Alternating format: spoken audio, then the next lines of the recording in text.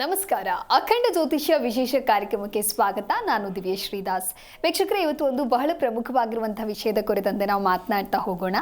ಭಾವಕಾರಕ ಗ್ರಹಗಳು ಅಂದರೆ ಏನು, ಭಾವಗ್ರಹಗಳ ನಿರೂಪಣೆಯನ್ನು ಯಾವ ರೀತಿಯಾಗಿ ಮಾಡಬೇಕು, ಅಶುಭ ಗ್ರಹಗಳ ಫಲಗಳೇನು ಅನ್ನುವಂಥ ವಿಚಾರವನ್ನು ನಾವಿವತ್ತು ತಿಳಿದುಕೊಳ್ಳೋಣ. ಹಾಗಾಗಿ ಈ ಕುರಿತು ತಿಳಿಸಿಕೊಡಲು ಖ್ಯಾತ ಜ್ಯೋತಿಷ್ಯರಾದ ಡಾಕ್ಟರ್ YSK ಆಚಾರ್ಯ ಗುರುಗಳು ನಮ್ಮ ಜೊತೆಗಿದ್ದಾರೆ. ಬನ್ನಿ ಅವರನ್ನ ಕಾರ್ಯಕ್ರಮಕ್ಕೆ ವೆಲ್ಕಮ್ ಮಾಡಿಬಿಡೋಣ. ನಮಸ್ಕಾರ ಗುರುಜಿ, ಕಾರ್ಯಕ್ರಮಕ್ಕೆ ಸ್ವಾಗತ. ನಮಸ್ಕಾರಪ್ಪ. ಓಂ ಅಸ್ಮದ್ಗುರುಭ್ಯೋ ನಮಃ, ಅಸ್ಮತ್ ಪರಮಗುರುಭ್ಯೋ ನಮಃ, ಅಸ್ಮತ್ ಸರ್ವಗುರುಭ್ಯೋ ನಮಃ. ಹ್ರೀಂ ಭುವನೇಶಿ ಮಹಾಮಾಯೇ ಸೂರ್ಯಮಂಡಲರೂಪಿಣಿ, ನಮಾಮಿ ವರದಂ ಶುಭಂ ಕಾಮಾಖ್ಯಾರೂಪಿಣಿ ಶಿವೆ. ಐಂ ಹ್ರೀಂ ಶ್ರೀಂ ಶ್ರೀಮಾತ್ರೇ ಲಲಿತಾಂಬಿಕಾಯೇ ನಮಃ. ಶ್ರೀ ವಿಷ್ಣುರೂಪಾಯ ನಮಃ ಶಂಕರಾಯ. ಸರಿ ಗುರುಜಿ, ಇನ್ನು ಇವತ್ತಿನ ವಿಶೇಷತೆ ದಿನದ ವಿಶೇಷತೆ ಏನು, ಜೊತೆಗೆ ಕಷ್ಟ ಕಾರ್ಪಣ್ಯಗಳು ದೂರ ಆಗಬೇಕು ಅಂತ ಹೇಳಿದ್ರೆ ಎಂದಿನಂತೆ ನೀವು ತಿಳಿಸಿಕೊಡುವ ಪರಿಹಾರ ಏನು ಗುರುಜಿ? ಓಂ ಜಟಾಧರಂ ಪಾಂಡುರಂಗಂ ಶೂಲಹಸ್తం ಕೃಪಾನಿಧಿಂ ಸರ್ವರೋಗಹರಂ ದೇವಂ ದತ್ತಾತ್ರೇಯಮಹಂ ಭಜೆ. ಉಗ್ರಂ ವೀರಂ ಮಹಾವಿಷ್ಣುಂ ಜ್ವಲಂತಂ ಸರ್ವತೋಮುಖಂ ನೃಸಿಂಹಂ ಭೀಷಣಂ ಭದ್ರಂ ಮೃತ್ಯುರ್ನಮಾಮ್ಯಹಂ. ಎಲ್ಲ ಪ್ರೇಕ್ಷಕ ವೀಕ್ಷಕರಿಗೂ ಹಾಗೆ ದೇಶದ ಬೆನ್ನೆಲುಬಾದ ಪ್ರತಿಯೊಬ್ಬ ರೈತರಿಗೂ, ದೇಶವನ್ನು ಕಾಯ್ತಾ ಇರತಕ್ಕಂಥ ಎಲ್ಲ ಸೇವಾ ನಿರತರಾದಂಥ ಸೈನಿಕರಿಗೂ, ತಮ್ಮದೇ ಆದಂಥ ಕೊಡುಗೆಯನ್ನು ಕೊಡ್ತಾ ಇರತಕ್ಕಂಥ ಎಲ್ಲ ಚಾಲಕ ಸಾರಥಿಗಳಿಗೂ ನನ್ನ ಆರಾಧ್ಯ ಮಾತೆಯಾದ ಮಾ ಕಾಮಾಖ್ಯ ಪ್ರತ್ಯಂಗಿರಾ ದೇವಿಯು ಸಂಪೂರ್ಣವಾಗಿರ್ತಕ್ಕಂಥ ಅನುಗ್ರಹವನ್ನು ದಯಪಾಲಿಸುತ್ತಾ ನಿಮ್ಮೆಲ್ಲರ ಮನೋಕಾಮನೆಗಳು ಕೂಡ ಸಿದ್ಧಿಸುವ ಹಾಗೆ ಜಗದಂಬೆಯಲ್ಲಿ ಅನನ್ಯವಾಗಿ ಪ್ರಾರ್ಥಿಸಿ ಅವಳ ಅಡಿದಾವರಗಳಿಗೆ ವಂದಿಸಿ ಇವತ್ತಿನ ದಿನವನ್ನು ನೋಡಿದಾಗ ಆಷಾಢ ಮಾಸದ ಕೊನೆಯ ಚತುರ್ದಶಿ ತಿಥಿ. ಇನ್ನು ನಾಳೆಯಿಂದ ನಾವು ನಾಳೆ ದಿನದಿಂದ ವಿಶೇಷವಾಗಿ ನಾವು ಶ್ರಾವಣ ಮಾಸಕ್ಕೆ ಬರ್ತಾ ಇರತಕ್ಕಂಥದ್ದು.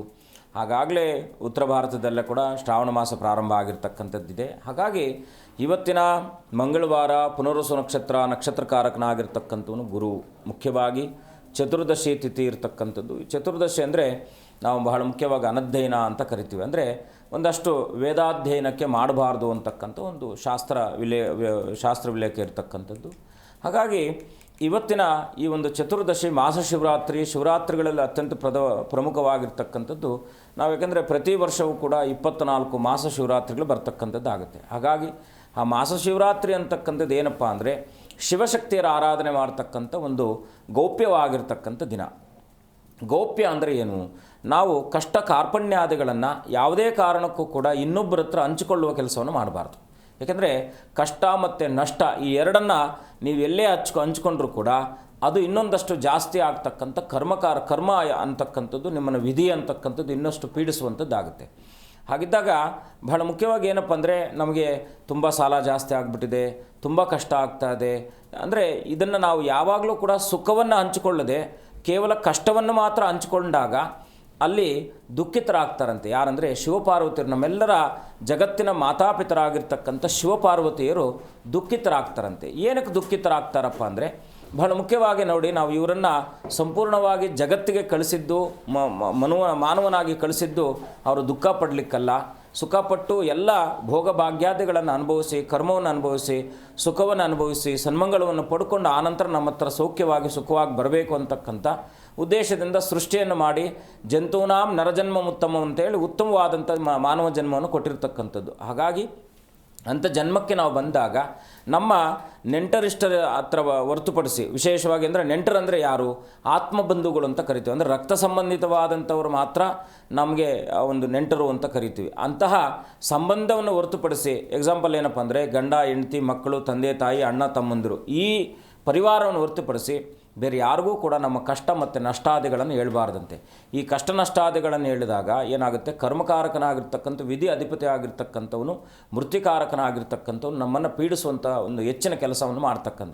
ಈಗ ಒಬ್ಬ ಕಳ್ಳತನ ಮಾಡ್ತಾ ಇದ್ದಾನೆ ಅಂತ ಇಟ್ಕೊಳ್ಳೋಣ. ಪೊಲೀಸನಿಗೆ ಸಿಕ್ಕಾಕೊಂಡ್ಬಿಟ್ಮೇಲೆ ಅಯ್ಯೋ ಇಷ್ಟೇ ತಾನೇ ಬಿಡು ಅಂತ ಅವನೇನು ಮಾಡ್ತಾನೆ? ಮನಸ್ಸಿನಲ್ಲಿ ದೃಢತೆಯನ್ನು ತೊಗೊಂಡ್ಬಿಡ್ತಾನೆ. ಹಾಗೆ ಕಷ್ಟವನ್ನು ನಷ್ಟವನ್ನು ನಾವು ಯಾರಿಗೂ ಕೂಡ ತಿಳಿಸಬಾರ್ದಂತೆ.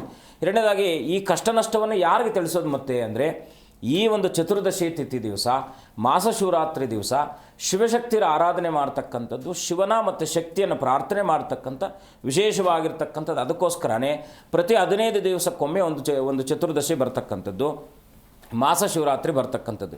ಈ ಮಾಸ ಶಿವರಾತ್ರಿಯ ದಿವಸ ವಿಶೇಷವಾಗಿ ಶಿವನನ್ನು, ಆ ಪಾರ್ವತಿಯನ್ನು, ಶಕ್ತಿ ದೇವತೆಯನ್ನು ಪ್ರಾರ್ಥನೆ ಮಾಡೋದ್ರಿಂದ ಈ ಎಲ್ಲ ಕಷ್ಟಾದಿಗಳು ಕೂಡ ನಿಮಗೆ ನಿವೃತ್ತಿ ಆಗ್ತಕ್ಕಂಥದ್ದಾಗುತ್ತೆ. ಹಾಗಿದ್ದಾಗ ಏನು ಮಾಡಬೇಕು?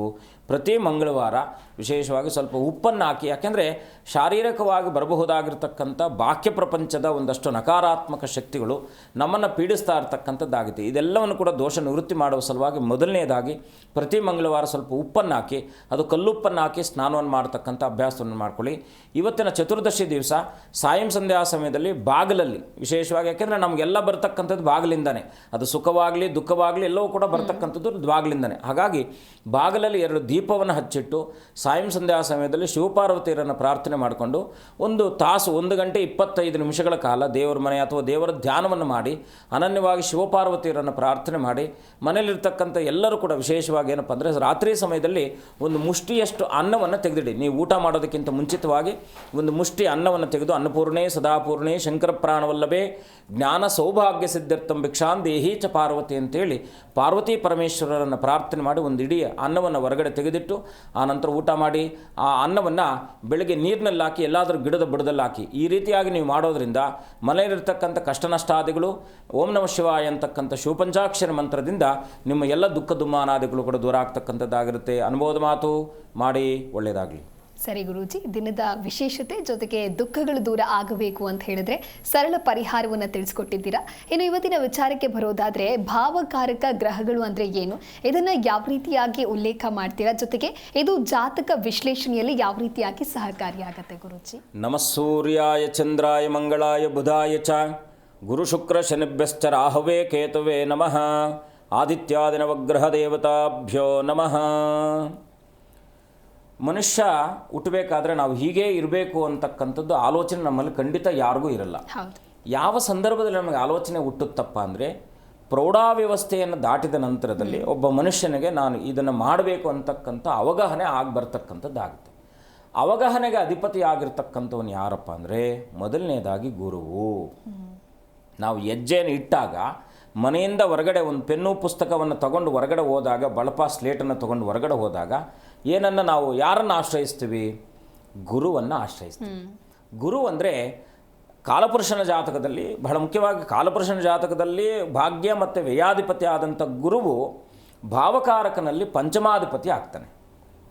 ನಮ್ಮ ಪ್ರೇರಣೆ ಅಥವಾ ಪ್ರಾರ್ಥನೆ, ತಂದೆ ತಾಯಿಗಳ ಪ್ರಾರ್ಥನೆ, ನಮ್ಮ ಶ್ರಮ ಎರಡೂ ಕೂಡ ಸದ್ವಿನಿಯೋಗ ಆಗಬೇಕು ಅಂದರೆ, ಒಂದು ಉತ್ತಮವಾದಂಥ ಸಮಾಜಕ್ಕೆ ಒಂದು ಸತ್ಪ್ರಜೆಯನ್ನು ಕೊಡಬೇಕಾದ್ರೆ ಗುರುವಿನ ಮಹತ್ವವಾದಂಥ ಪಾತ್ರದ ಹಿಂದೆ ಇರತಕ್ಕಂಥದ್ದು ಯಾವುದಪ್ಪ ಅಂದರೆ ತಾಯಿಯ ಪಾತ್ರ. 2ನೇ ಅಧಿಪತಿ ಈಗ ಭಾವಕಾರಕನಾಗಿರ್ತಕ್ಕಂಥವ್ನು. ಈಗ ಜಾತಕದಲ್ಲಿ 12 ಭಾವಗಳಲ್ಲಿ ಮೊದಲನೇ ಆತ್ಮಕಾರಕ ತನುಭಾವ ಅಂತಕ್ಕಂಥದ್ದು ನಾವು, ಯಾಕೆಂದರೆ ಯಾವುದೇ ಲಗ್ನ ಆಗಿರಲಿ, ಲಗ್ನಕ್ಕಿಂತ ಹೊರತುಪಡಿಸಿ ಭಾವಕಾರಕನು ಅಂತ ಹೇಳಿದಾಗ ಭಾವಾಧಿಪತಿ ಆಗಿರ್ತಕ್ಕಂಥವನು ಸೂರ್ಯನಾಗಿರ್ತಾನೆ. ಸೂರ್ಯ ಅಂದರೆ ಆತ್ಮಕಾರಕನು, ಮನೋಬಲ, ದೇಹ, ಮನಸ್ಸು ಇದೆಲ್ಲ ಕೂಡ ಆತ್ಮಕಾರಕನಾಗಿರ್ತಕ್ಕಂಥ ಸೂರ್ಯನ ಪ್ರಥಮ ಭಾವದ ಮೇಲೆ ಪ್ರಭಾವವನ್ನು ಬೀರ್ತಕ್ಕಂಥದ್ದಾಗುತ್ತೆ. 2ನೇ ಭಾವವನ್ನು ತಗೊಳ್ಳೋಣ. 2ನೇ ಭಾವಕ್ಕೆ ನಾವು ತಗೊಂಡಾಗ 2ನೇ ಭಾವ ಮೊದಲನೇದಾಗಿ ಸಾಮಾನ್ಯವಾಗಿ ನಾವು ಕಾಲಪುರುಷನ ಜಾತಕದಲ್ಲಿ 2 ಮತ್ತು ಸಪ್ತಮ ಸ್ಥಾನವನ್ನು ಶುಕ್ರ ಆಳ್ವಿಕೆಯನ್ನು ಮಾಡ್ತಾನೆ ಕಾಲಪುರುಷನ ಜಾತಕದಲ್ಲಿ. ಆದರೆ ಇಲ್ಲಿ 2ನೇ ಭಾವವನ್ನು ಗುರು ಆಳ್ವಿಕೆಯನ್ನು ಮಾಡ್ತಾನೆ. ಏನಪ್ಪ ಅಂದರೆ ಗುರು ಅಂತಕ್ಕಂಥವ್ನು ಏನಂದ್ರೆ ಮುಖ್ಯವಾಗಿ ವಾಕ್ಕಾರಕನು. ನಾನು ಆಗಲೇ ತಿಳಿಸಿದೆ, 2ನೇ ಭಾವ ಯಾರು? ತಾಯಿಯಾದವಳು ಮೊದಲನೇ ಹೆಜ್ಜೆಯನ್ನು ಮಗುವಿಗೆ ಇಡುವ ಹಾಗೆ ಅವಳು ಹೇಗೆ ಪ್ರೇರಣೆಯನ್ನು ಮಾಡ್ತಾಳೋ ಅದು ತಾಯಿ ಗುರು ಆಗಿರ್ತಾಳೆ. ಅದಕ್ಕೆ ನಾವು ಮೊದಲನೇದಾಗಿ ತಾಯಿಯನ್ನು ನಾವು ಮೊದಲನೇ ಗುರು ಅಂತ ಕರಿತೀವಿ. ಹಾಗಾಗಿ 2ನೇ ಭಾವಾಧಿಪತಿ ಆಗಿರ್ತಕ್ಕಂಥ ಗುರುವು ವಾಕ್ಕಾರಕನು, ಕುಟುಂಬ, ಮನಸ್ಸು ಇದೆಲ್ಲ ಕೂಡ ಅವನೇ ಅಧಿಪತಿ ಆಗಿರ್ತಕ್ಕಂಥವನಾಗ್ತಾನೆ. 3ನೇದು ಬಂತು. 3ನೇ ಭಾವಾಧಿಪತಿ ಈಗ 3 ಮತ್ತು 6ನೇ ಅಧಿಪತಿ ಯಾರಾಗ್ತಾನಪ್ಪ ಅಂದರೆ ಕಾಲಪುರುಷನ ಜಾತಕದಲ್ಲಿ ಬುಧನಾಗ್ತಾನೆ. ಆದರೆ ಇಲ್ಲಿ 3ನೇ ಅಧಿಪತಿ ಆಗ್ತಕ್ಕಂಥವ್ನು ಯಾರಪ್ಪ ಅಂದರೆ ಕುಜನು. ಇವನು ಯಾರು ಅಂದರೆ ಮುಖ್ಯವಾಗಿ ನಾವು ಜನಿಸಿದ ನಂತರದಲ್ಲಿ ನಮ್ಮ ಒಂದು ಪರಿವಾರ ಬೆಳೆಯುತ್ತೆ. ಯಾವುದು?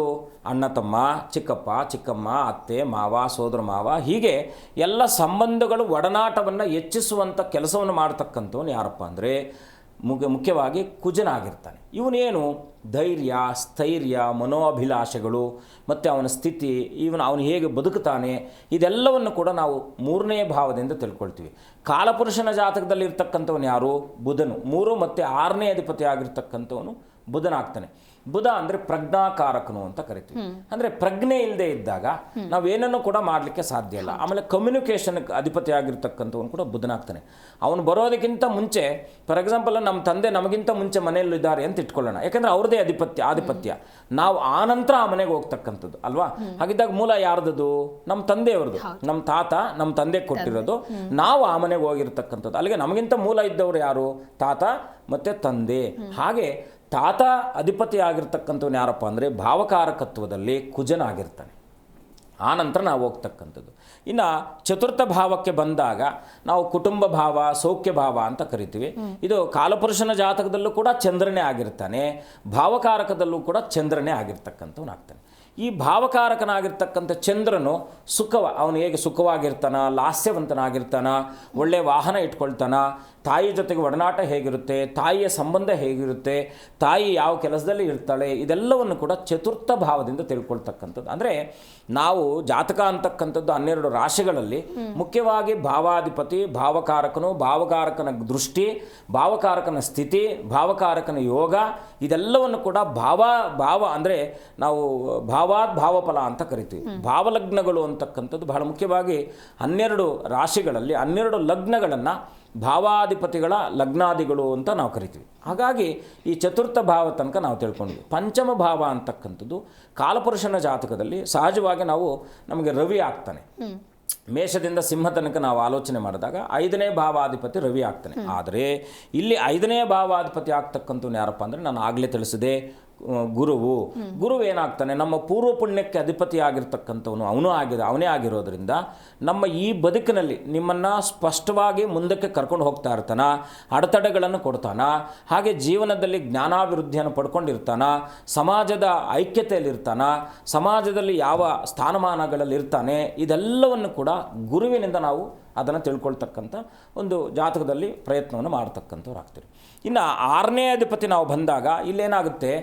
ಸಹಜವಾಗಿ 6ನೇ ಅಧಿಪತಿ ನಾನು ಆಗಲೇ ತಿಳಿಸಿದೆ, 3 ಮತ್ತು 6ನೇ ಅಧಿಪತಿ ಬುಧನ ಆಗ್ತಾನೆ. ಯಾವುದು? ಕಾಲಪುರುಷನ ಜಾತಕದಲ್ಲಿ. ಆದರೆ ಭಾವಕಾರಕದಲ್ಲಿ ವಿಶೇಷವಾಗಿ ಕುಜ ಮತ್ತು ಶನಿರಾಗ್ತಾರೆ. ಈ ಕುಜ ಶನಿಯರ ಸಂಯೋಜನೆ ಏನಪ್ಪ ಅಂದರೆ 6ನೇ ಭಾವ ರೋಗ, ರುಜನ, ಋಣ. ಅಂದರೆ ನಮಗೆ ಏನು ಕಾಯಿಲೆಗಳು ಬರುತ್ತೆ, ರೋಗಗಳು ನಮಗೆ ದೀರ್ಘವಾಗಿರುತ್ತಾ, ಅಲ್ಪ ಪ್ರಮಾಣದಲ್ಲಿ ರೋಗಗಳಿರುತ್ತಾ, ಶರೀರ ಕೃಶವಾಗಿರುತ್ತಾ, ಶರೀರ ಪುಷ್ಟಿಯಾಗಿರುತ್ತಾ, ದಷ್ಟವಾಗಿರುತ್ತಾ, ಇದೆಲ್ಲವನ್ನು ಕೂಡ 6ನೇ ಭಾವದಿಂದ, ಜೊತೆಗೆ ಅವನ ಫೈನಾನ್ಷಿಯಲ್ ಡಿಫೆನ್ಷನ್ಸಿ ಕೂಡ ನಾವು 6ನೇ ಭಾವದಿಂದ ತಿಳ್ಕೊಳ್ತೀವಿ. ಇದಕ್ಕೆ ಅಧಿಪತಿ ಆಗಿರ್ತಕ್ಕಂಥವ್ರು ಯಾರಪ್ಪ ಅಂದರೆ ಕುಜ ಮತ್ತು ಶನಿ. ಇಲ್ಲಿ ಶನಿ ಮತ್ತು ಕುಜನಿಬ್ಬರು ಕೂಡ ಪರಮಶತ್ರುಗಳು. ನೋಡಿ, ಒಬ್ಬ ಆಲೋಚನಾ ವ್ಯಕ್ತಿಯು ಏನಾದರೂ ಕೂಡ ಅವನು ನಾವು ಕೆಲವು ಸಂದರ್ಭಗಳಲ್ಲಿ ಹೇಳ್ತೀವಿ, ಇಲ್ಲ ಗುರುಗಳೇ ನನ್ನ ಸ್ವಯಂಕೃತ ಅಪರಾಧ ಅಂತ ಕರಿತೀವಿ ಅಲ್ವಾ. ನಾವೇನೋ ಮಾಡಬೇಕಾಗಿತ್ತು, ಯಾವುದೋ ಮಾಡಿದ್ವಿ, ಅದರಿಂದ ನಷ್ಟ ಆಯಿತು.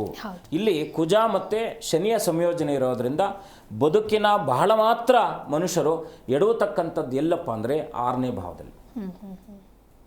ಸರಿ ಗುರೂಜಿ, ಈ ಕುರಿತಾಗಿ ಮತ್ತಷ್ಟು ಮಾತನಾಡ್ತಾ ಹೋಗೋಣ. ಅದಕ್ಕೂ ಮುನ್ನ ಒಬ್ರು ಕಾಲರ್ ಇದ್ದಾರೆ, ಪದ್ಮಾವತಿ ಅಂತ ಹೇಳಿ ಕರೆ ಮಾಡಿದ್ದಾರೆ. ನಮಸ್ಕಾರ ಪದ್ಮಾವತಿ. ನಮಸ್ತೆ ಮೇಡಮ್. ಎಲ್ಲಿಂದ ಕರೆ ಮಾಡ್ತಾ ಇದ್ದೀರಾ?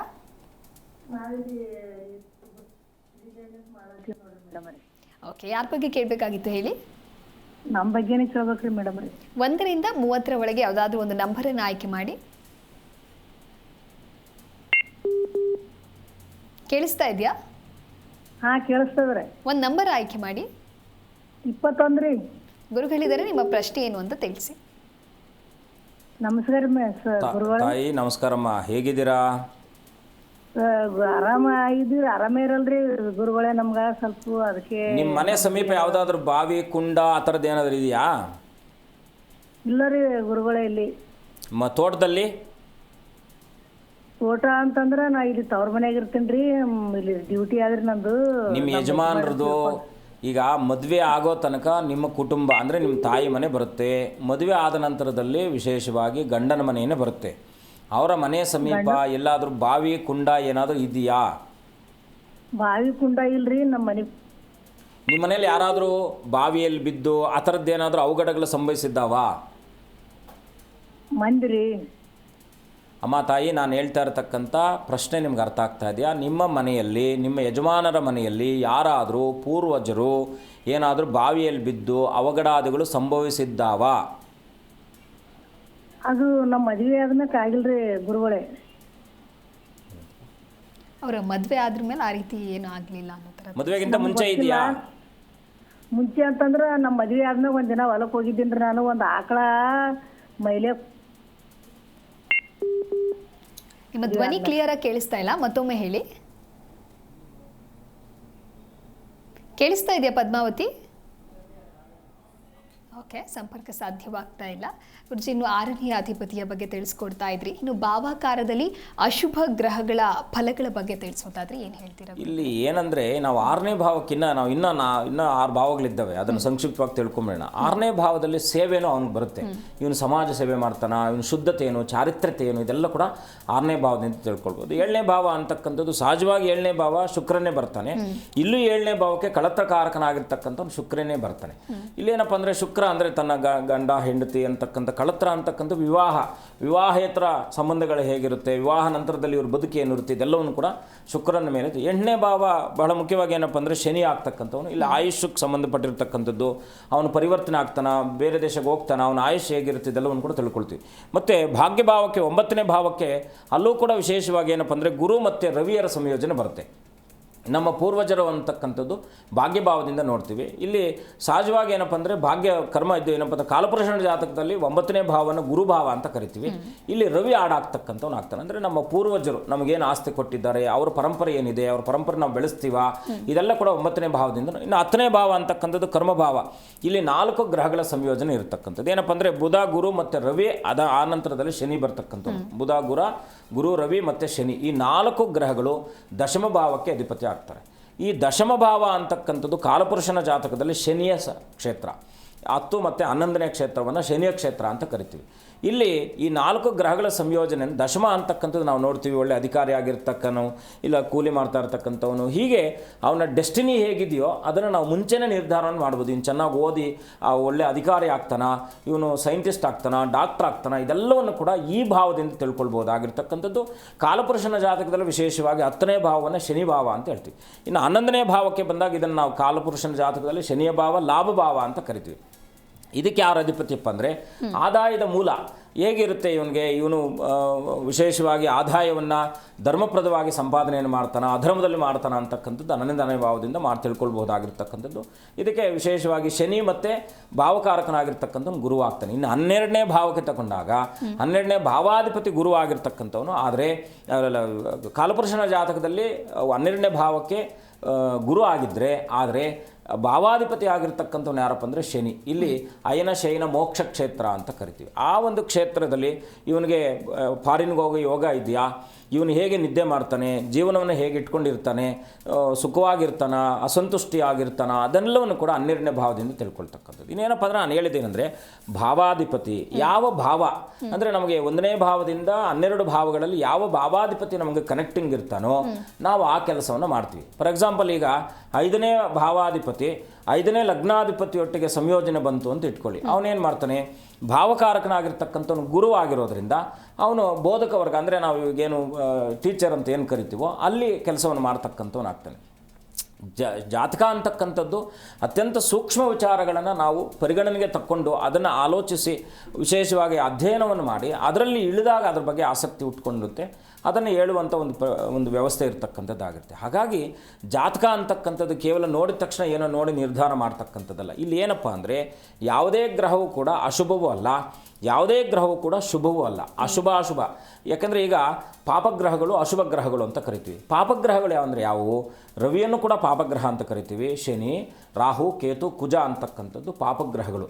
ಇದರಲ್ಲಿ ಅತ್ಯಂತ ಅಶುಭ ಗ್ರಹ ಯಾವುದಪ್ಪ ಅಂದರೆ ಡೈನಾಮಿಕಲ್ ಪರ್ಸನ್ ಆಗಿರತಕ್ಕಂಥ ಕುಜನು ಪಾಪ ಮತ್ತು ಅಶುಭ ಗ್ರಹ ಅಂತ ಕರಿತೀವಿ. ಹಾಗಾಗಿ ಈ ಕುಜನೇನಾದರೂ ಪಾಪ ಅಶುಭ, ಈಗ ನಾವು ಕೆಲವೆಲ್ಲ ಇಲ್ಲೀಗಲ್ ಕೆಲಸಗಳನ್ನು ಮಾಡ್ತಾರಲ್ಲ, ಇವರು ಕುಜನೇನಾದರೂ ಪಾಪಯುಕ್ತನಾಗಿ ಪಾಪಗ್ರಹದ ದೃಷ್ಟಿಯುತನಾಗಿ ಅಶುಭನಾಗಿದ್ದಾಗ ಅವನು ಯಾವುದನ್ನು ಮಾಡಲಿಕ್ಕೂ ಕೂಡ ಹಿಂದೆ ಹೋಗಲ್ಲ, ಎಲ್ಲವನ್ನು ಧೈರ್ಯವಾಗಿ ಮಾಡ್ತಾನೆ. ಯಾಕೆಂದರೆ ಕುಜ ಧೈರ್ಯಕಾರಕನು. ಅವನೀಗ ಒಬ್ಬ ಸೇನಾಧಿಪತಿ ಆಗಿರ್ತಕ್ಕಂಥವನು ನಿರ್ಧಾರ ಮಾಡತಕ್ಕಂಥ ಗುಣಗಳಲ್ಲಿ ನಾಯಕತ್ವದ ಗುಣಗಳು ಹೇಗೆ ಅವನು ಬೆಳೆಸ್ಕೊಂಡಿರ್ತಾನೋ ಅದೇ ರೀತಿಯಾಗಿ ಅವನು ನಿರ್ಧಾರ ಮಾಡಿದಾಗ ಅವನು ಮಾಡುವಂಥ ತಪ್ಪಿನಿಂದ ಸೈನ್ಯವಾಗಿ ಇನ್ನೊಬ್ಬರ ಮೇಲೆ ದಾಳಿ ಮಾಡಿದಾಗ ಅಲ್ಲಿಂದ ನಮಗೆ ಅನಾನುಕೂಲನ ಆಗ್ಬೋದು, ಅನುಕೂಲನ ಆಗ್ಬೋದು. ಹಾಗೆ ಮನುಷ್ಯನ ನಿರ್ಧಾರ ಅಂತಕ್ಕಂಥದ್ದು ಅವನ ಡೆಸ್ಟಿನಿಯ ಮೇಲೆ ಖಂಡಿತವಾಗಿ ಪ್ರಭಾವನ ಬೀರ್ತಕ್ಕಂಥದ್ದಾಗುತ್ತೆ. ಸರಿ ಗುರುಜಿ, ಒಬ್ರು ಕಾಲರ್ ಇದ್ದಾರೆ, ಮಾತನಾಡ್ಬಿಡೋಣ. ರಮೇಶ್ ಅಂತ ಹೇಳಿ ಕರೆ ಮಾಡಿದ್ದಾರೆ. ನಮಸ್ಕಾರ ರಮೇಶ್. ನಮಸ್ಕಾರ ಮೇಡಮ್. ಎಲ್ಲಿಂದ ಕರೆ ಮಾಡ್ತಾ ಇದ್ದೀರಾ? ನಾವು ಮಂಡ್ಯದಿಂದ ಮೇಡಮ್. ಓಕೆ, ಯಾರ ಬಗ್ಗೆ ಕೇಳಬೇಕಾಗಿತ್ತು ಹೇಳಿ? ನಮ್ಮ ಮಗನ ಬಗ್ಗೆ ಕೇಳಿದ್ರಿ. 1 ರಿಂದ 30 ಒಳಗೆ ಯಾವುದಾದ್ರೂ ಒಂದು ನಂಬರನ್ನು ಆಯ್ಕೆ ಮಾಡಿ. ನಮಸ್ಕಾರ ಮೇಡಮ್. ಓಕೆ, ಕೇಳಿಸ್ತಾ ಇದೆ ನಿಮ್ಮ ಧ್ವನಿ. 1 ರಿಂದ 30 ಒಳಗೆ ಯಾವುದಾದ್ರೂ ಒಂದು ನಂಬರನ್ನು ಆಯ್ಕೆ ಮಾಡಿ. ಟಿವಿ ನೋಡ್ತಾ ಮಾತನಾಡಬೇಡಿ. ಆಯ್ತು ಮೇಡಮ್. ಹೇಳಿ, 1 ರಿಂದ 30 ಒಳಗೆ ಯಾವುದಾದ್ರೂ ಒಂದು ನಂಬರನ್ನು ಚೂಸ್ ಮಾಡಿ. 18. ಗುರುಗಳಿದ್ದಾರೆ, ನಿಮ್ಮ ಪ್ರಶ್ನೆ ಏನು ಅಂತ ತಿಳಿಸಿ. ನಮಸ್ಕಾರ, ಹೇಗಿದ್ದೀರಾ? ಚೆನ್ನಾಗಿದ್ದೀನಿ. ತಾಯಿ ಒಳ್ಳೇದು ಮಾಡಲಿ. ಏನು ನಿಮ್ಮ ಪ್ರಶ್ನೆ? ನಮ್ಮ ಮಗನ ಲೈಫ್ ಹೆಂಗಿದೆ ಅಂತ. ಏನು ಮಾಡ್ಕೊಂಡಿದ್ದಾರೆ ಈಗ? ಅವರು MSc ಬಯೋಕೆಮಿಸ್ಟ್ರಿ ಮಾಡಿ ಹೈದರಾಬಾದಲ್ಲಿದೆ. ಅದನ್ನೇ ನಾನು ಹೇಳಿದ್ದು. ಯಾಕೆಂದರೆ ವಿದ್ಯೆ ತುಂಬ ಚೆನ್ನಾಗಿದೆ ಅವ್ರಿಗೆ, ಒಳ್ಳೆ ನಾಯಕತ್ವದ ಗುಣ ಇದೆ. ಏನು ಕಂಪ್ನಿಯಲ್ಲಿ ಏನು ಡೆಸ್ಟಿನಿ ಏನಿದು ಅವ್ರದ್ದು ಪೊಸಿಷನ್ ಏನಿದೆ? ಮೆಡಿಸನ್ ಪೊಸಿಷನ್ನಾ? ಏನು ಪೊಸಿಷನ್ನು? ಹಲೋ. ಚಿಂತೆ ಮಾಡುವ ಅಗತ್ಯ ಇಲ್ಲ, ಖಂಡಿತ ಚೆನ್ನಾಗಿದೆ ಅವ್ರ ಜಾತಕ. ಈ ಸೆಪ್ಟೆಂಬರ್ ನಂತರದಲ್ಲಿ ಇನ್ನೂ ಕೂಡ ಅನುಕೂಲ ಆಗುತ್ತೆ, ಒಳ್ಳೆಯದಾಗುತ್ತೆ. ತಾಯಿ ಒಳ್ಳೇದು ಮಾಡಲಿ. ಓಕೆ, ಧನ್ಯವಾದಗಳು ಕರೆ ಮಾಡಿದ್ದಕ್ಕಾಗಿ. ಇದೀಗ ರಿಮ್ಶಾದ್ ಅಂತ ಹೇಳಿ ಕಾಲರ್ ಇದ್ದಾರೆ. ನಮಸ್ಕಾರ. ಓಕೆ, ಸಂಪರ್ಕ ಸಾಧ್ಯವಾಗ್ತಾ ಇಲ್ಲ. ಗುರುಜಿ ತಿಳಿಸ್ಕೊಡ್ತಾ ಇದ್ರಿ 12 ಭಾವಗಳ ಅಧಿಪತಿ ಯಾವ ರೀತಿಯಾಗಿರುತ್ತೆ ಅಂತ ಹೇಳಿ. ಇನ್ನು ಭಾವಾಧಿಪತಿ ಹಾಗೆ ಭಾವಕಾರ ಗ್ರಹ ಅಂತ ಬಂದಾಗ ಇದೆರಡರ ನಡುವೆ ಇರುವಂತಹ ಒಂದು ವ್ಯತ್ಯಾಸವನ್ನು ಯಾವ ರೀತಿ ತಿಳಿಸ್ತೀರಾ? ಈಗ ಭಾವಾಧಿಪತಿ, ಈಗ ದ್ವಿತೀಯ ಸಪ್ತಮಾಧಿಪತಿ ಕಾಲಪುರುಷನ ಜಾತಕದಲ್ಲಿ ಶುಕ್ರನ ಆಗ್ತಾನೆ. ನಾವು ಭಾವಾಧಿಪತಿಯ ಯಾರಪ್ಪ ಆಗ್ತಾನಪ್ಪ ಅಂದರೆ ಶನಿ ಆಗ್ತಾನೆ. ಫಾರ್ ಎಕ್ಸಾಂಪಲ್ಲು ಭಾವಾಧಿಪತಿಯ ಸಂಯೋಜನೆ ಆಗಿ ಯುತಿ ಇದ್ದು ಅವನೇನಾದರೂ ಫಾರ್ ಎಕ್ಸಾಂಪಲ್ ಈಗ ಶನಿ ನಮಗೆ ಜಾತಕದಲ್ಲಿ, ಈಗ ಕಾಲಪುರುಷನ ಜಾತಕದಲ್ಲಿ 10, 11ನೇ ಭಾವಾಧಿಪತಿ ಆಗ್ತಾನೆ. ಕಾಲಪುರುಷನ ಜಾತಕದಲ್ಲಿ ಭಾವಾಧಿಪತಿ ಎಲ್ಲಿ ಆಗ್ತಾನಪ್ಪ ಅಂದರೆ ಅವನು 6 ಮತ್ತು 10, 10ನೇ ಭಾವಾಧಿಪತಿ 7ನೇ ಭಾವಾಧಿಪತಿ ಆಗ್ತಾನೆ. ಈ 7ನೇ ಭಾವದಲ್ಲಿ ಬಂದಾಗ ಮದುವೆ ವಿಳಂಬ ಆಗುತ್ತೆ, ಅಥವಾ ಶೀಘ್ರವಾಗಿ ಮದುವೆ ಆಯಿತು ಅಂತ ಇಟ್ಕೊಳ್ಳಿ. ಬೇಗ ಮದುವೆ ಆದಾಗ ಏನಾಗುತ್ತೆ, ಈಗ ಗಂಡಾಗಲಿ ಹೆಣ್ಣಾಗಲಿ ಜವಾಬ್ದಾರಿ ಜಾಸ್ತಿ ಆಗುತ್ತೆ. ಹೇಗೆ? ಈಗ ಫಾರ್ ಎಕ್ಸಾಂಪಲ್ 4 ಜನ ಹೆಣ್ಮಕ್ಳಿದ್ದಾರೆ ಅಂತ ಇಟ್ಕೊಳ್ಳೋಣ. ಆ ಮನೇಲಿ ಮೊದಲನೇ ಮಗಳನ್ನ ಇವ್ರು ಮದುವೆ ಮಾಡ್ಕೊಂಡು ಬರ್ತಾರೆ, ಆಯಿತಾ? ಮಂತ್ರ ಬಂದ ನಂತರದಲ್ಲಿ ಆ 3 ಹೆಣ್ಮಕ್ಳ ಜವಾಬ್ದಾರಿ ಇವ್ರ ಹೆಗಲ ಮೇಲೆ ಬೀರುತ್ತೆ.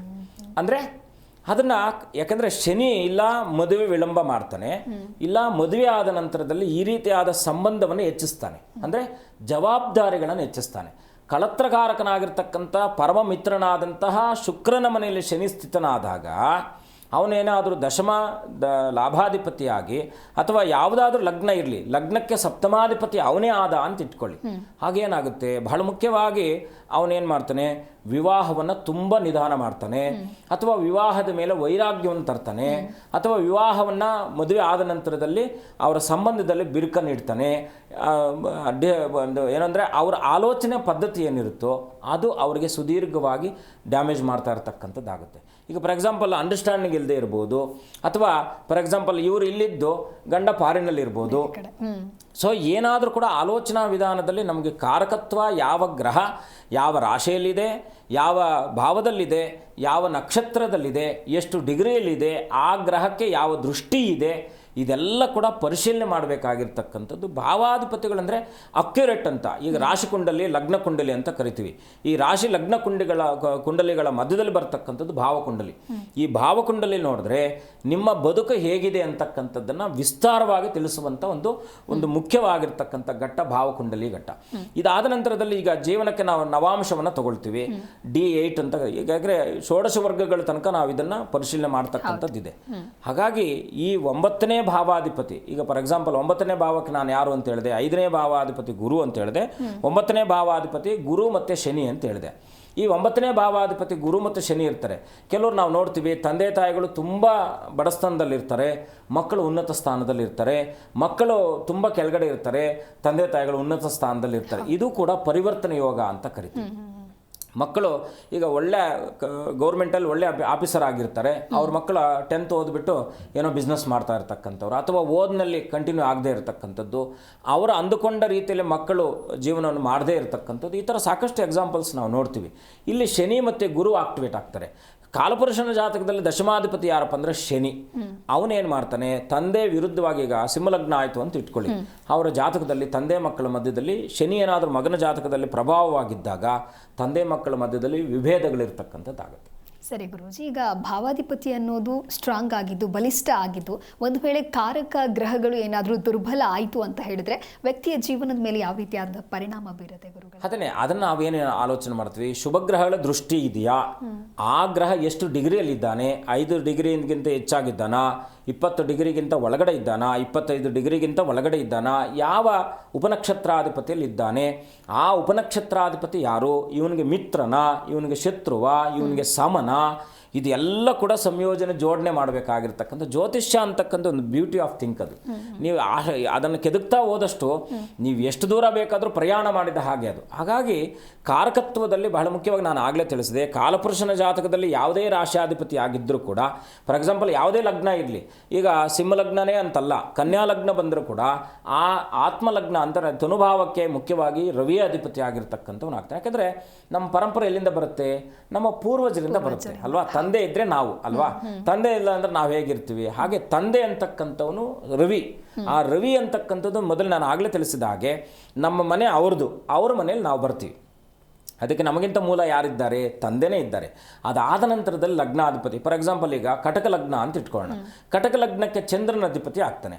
ಮೇಷರಾಶಿ ಅಂತ ಇಟ್ಕೊಳ್ಳೋಣ, ಮೇಷರಾಶಿಗೆ ಕುಜನ ಅಧಿಪತಿ ಆಗ್ತಾನೆ. ರಾಶಿಗಿಂತ ಲಗ್ನ ಮುಖ್ಯ, ಲಗ್ನಕ್ಕಿಂತ ಭಾವಾಧಿಪತಿ ಮುಖ್ಯ, ಭಾವಾಧಿಪತಿಗಿಂತ ಕಾರಕಾಧಿಪತಿ ಮುಖ್ಯ. ಸರಿ ಗುರೂಜಿ, ಸಾಕಷ್ಟು ವಿಚಾರಗಳ ಕುರಿತಂತೆ ನಮ್ಮ ವೀಕ್ಷಕರಿಗಾಗಿ ತಿಳಿಸ್ಕೊಟ್ಟಿದ್ದೀರಾ. ಧನ್ಯವಾದಗಳು ಗುರೂಜಿ, ಕಾರ್ಯಕ್ರಮಕ್ಕೆ ಆಗಮಿಸಿದ್ದಕ್ಕಾಗಿ. ಶುಭಂ ಭೂಯಾತ್, ಲೋಕ ಸಮಸ್ತ ಸುಖಿನೋ ಭವಂತು. ನೋಡಿದ್ರಲ್ವ ವೀಕ್ಷಕರೇ, ನಮ್ಮ ಇವತ್ತಿನ ಕಾರ್ಯಕ್ರಮದಲ್ಲಿ ಭಾವಕಾರಕ ಗ್ರಹಗಳು ಅಂದರೆ ಏನು, ಇದರ ನಿರೂಪಣೆ ಯಾವ ರೀತಿಯಾಗಿ ಇರುತ್ತೆ ಅನ್ನುವಂಥ ವಿಚಾರವನ್ನು ಗುರೂಜಿ ಬಹಳ ಅರ್ಥಪೂರ್ಣವಾಗಿ ತಿಳಿಸ್ಕೊಟ್ಟಿದ್ದಾರೆ. ಇದಾಗಿತ್ತು ಈ ಹೊತ್ತಿನ ವಿಶೇಷ. ನೋಡ್ತಾ ಇರಿ ಜಿ ಕನ್ನಡ ನ್ಯೂಸ್, ಸತ್ಯವೇ ಸುದ್ದಿಯ ಜೀವಾಳ.